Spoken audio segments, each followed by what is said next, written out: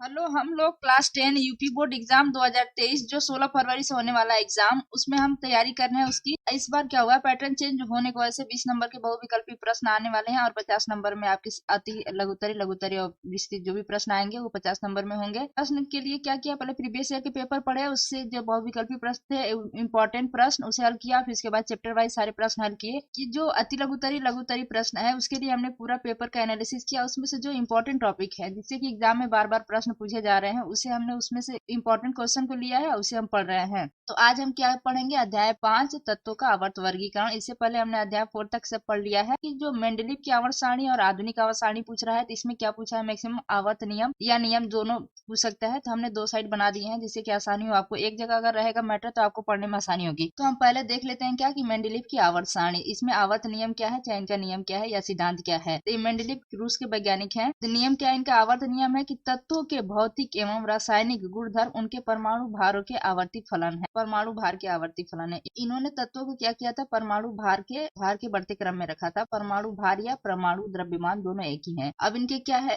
लाभ क्या है या उपयोगिता क्या है या गुण क्या है। पहला क्या है कि तत्वों के गुणों का क्रमबद्ध अध्ययन। इन्होंने क्या किया था कि तत्व गुणों का क्रमबद्ध अध्ययन किया था, जिससे कि हमें अध्ययन करने में हमें आसानी हुई। दूसरा है इसमें समान गुण धर्म वाले तत्वों को एक साथ रखा गया। तीसरा है कि इसमें ऐसे तत्वों का स्थान जो है खाली रखा गया था जिनकी खोज होनी बाकी थी। इन्होंने पहले से ही स्थानों को खोज जिसकी बाकी थी उसके लिए स्थान छोड़ दिया था, या कह सकते हैं इन्होंने भविष्यवाणी कर दी थी कि आगे और भी तत्व मिलेंगे, इसलिए उनकी जगह इन्होंने छोड़ दी थी। चौथा है कि परमाणु भारों एवं संयोजकताओं में संशोधन किया था। इन्होंने परमाणु भार और संयोजकताओं में संशोधन भी किया था। इनके गुण से हमें क्या हुआ कि तत्वों का अध्ययन करने में हमें सरलता हुआ या सुगमता से हम तत्वों का अध्ययन कर सके। अब दोष क्या है इनका, दोष देख लेते हैं। दोष है कि इन्होंने क्या किया था, मेंडलीव ने हाइड्रोजन का स्थान निर्धारित नहीं किया था। जो हाइड्रोजन है इसका स्थान निर्धारित नहीं किया था। और दूसरा है इन्होंने समस्थानिकों का कोई वर्णन नहीं किया, मतलब समस्थानिकों का भी इन्होंने कोई स्थान नहीं दिया था। और इन्होंने क्या किया था, असमान तत्वों को एक ही वर्ग में रखा था। चौथा क्या है, अक्रिय गैसों की सारणी में कोई स्थान नहीं दिया गया था। अक्रिय गैस जो है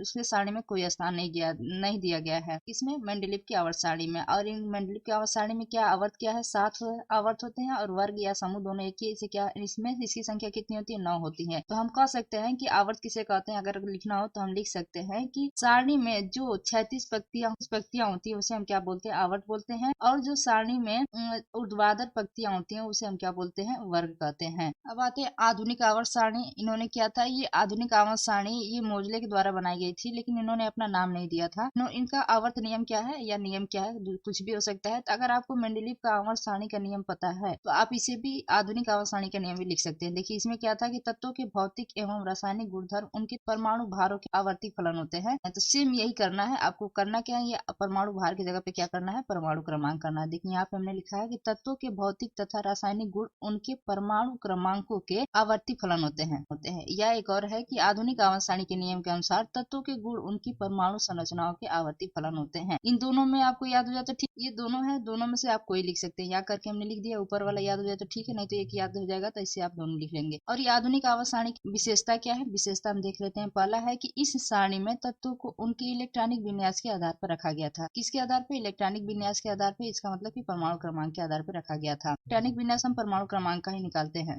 दूसरा है कि इस सारणी में संक्रमण तत्वों को एक साथ अन्य तत्वों से अलग रखा गया था। तीसरा है कि इस आवर्त सारणी में समस्थानिकों के एक निश्चित स्थान में कोई समस्या नहीं आई, क्योंकि मतलब एक समस्थानिकों को निश्चित स्थान दिया गया जिससे कि कोई समस्या आगे नहीं आई। चौथा है कि इस सारणी में धातुओं को बाएं तरफ तथा अधातुओं को दाएं तरफ रखा गया। पांचवा है कि इस आवर्त सारणी में इलेक्ट्रॉन विन्यास की सहायता से तत्वों की स्थिति मतलब कि वर्ग कौन है, आवर्त कौन है, दोनों में तथा इनके गुणों का पता लगाया गया। इलेक्ट्रॉनिक विन्यास के आधार पर हम जान सकते हैं तत्वों का वर्ग क्या है और आवर्त क्या है, इसके बारे में पता लगाया गया। और हम कह सकते हैं कि इन्होंने आधुनिक आवर्त सारणी में जो था परमाणु भार जो है उनके बढ़ते क्रम परमाणु भार को सही से रखा गया। कम परमाणु भार वाले तत्व को पहले और अधिक परमाणु भार वाले तत्व को बाद में रखा गया। इसमें जो होते हैं आधुनिक आवर्त सारणी में आवर्त कितने हैं, 7 है, वर्ग कितना है, 18 है। डोबे राइनर का त्रिक नियम क्या है, डोबे डोबेराइनर के अनुसार प्रत्येक समूह के बीच वाले तत्व का परमाणु भार, जो बीच वाले तत्व का परमाणु भार है वो प्रथम एवं तृतीय तत्वों के परमाणु भारों के योग का लगभग मध्यमान या औसत कह सकते हैं। औसत होता है, कहीं के औसत दिया है या मध्यमान, दोनों एक ही है। लगभग मध्यमान या औसत होता है, इसे हम क्या बोलते हैं, डोबेराइनर का त्रिक नियम कहते हैं। उदाहरण में हम देख लेते हैं लिथियम, सोडियम, पोटेशियम। तो जो लिथियम है इसका परमाणु क्रमांक कितना होता है, 3, और परमाणु भार कितना होता है, 7। और सोडियम का कितना होता है,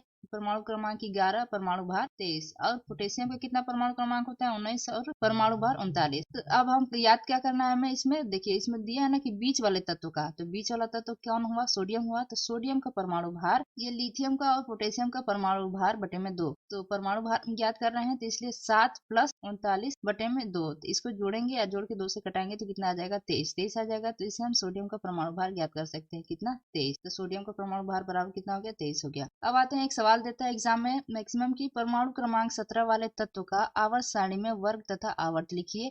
या 17 की जगह पे क्या होता है, क्लोरीन का परमाणु क्रमांक क्या होता है, 17 होता है, इसलिए क्लोरीन और परमाणु भार कितना होता है, 35 होता है। तो हम हल करते हैं इसका। तो इसको हम हल करेंगे तो पहले हम लिखेंगे क्या कि परमाणु क्रमांक 17 वाले तत्व का इलेक्ट्रॉनिक विन्यास। इलेक्ट्रॉनिक विन्यास हम निकाल देंगे तो क्या हो जाएगा इसका, 2, 8, 7। ये 3 कोश कक्ष है, ये आवर्त संख्या होगी, तो इसकी आवर्त संख्या कितनी हो जाएगी, 3 हो जाएगी। कितने नंबर पे, के एल एम, के कक्ष, यल कक्ष, यम कक्ष, 3 कक्ष है, तो 3 कक्ष का मतलब आवर्त संख्या बराबर 3। और वर्ग क्या होगा, वर्ग बराबर हो जाएगा जो लास्ट में आता है, ये 7, लास्ट वाला जो कक्ष है उसमें कितने इलेक्ट्रॉन है, 7 इलेक्ट्रॉन है, तो वर्ग संख्या बराबर हो जाएगा आपका 17। तो यहाँ तो इलेक्ट्रॉन 7 है, लेकिन हुआ कैसे, 17 कैसे हो गया, तो इससे हम जानते हैं कि चूंकि 2 से अधिक संयोजी इलेक्ट्रॉन होने पर वर्ग संख्या में 10 जोड़ दिया जाता है, तो वर्ग संख्या बराबर हो जाती है 10 प्लस संयोजी इलेक्ट्रॉन। तो 10 मतलब इसलिए 10 + 7 इसका संयोजी इलेक्ट्रॉन कितना है, 7 है, तो 10 + 7 बराबर हो गया 17। इसलिए क्या आ गया है, वर्ग समूह की संख्या कितनी है, 17 है। तो कभी भी लास्ट में जो 2 या से अधिक अगर आता है ये संयोजी इलेक्ट्रॉन, तो उसमें हम क्या कर देंगे, 10 जोड़ देंगे तो हमारा वर्ग पता चल जाएगा। आपको इसका पीडीएफ चाहिए तो टेलीग्राम लिंक डिस्क्रिप्शन में दिया गया है, इसका पीडीएफ डाउनलोड कर सकते हैं फ्री में। Thank you for watching, please like and subscribe my channel.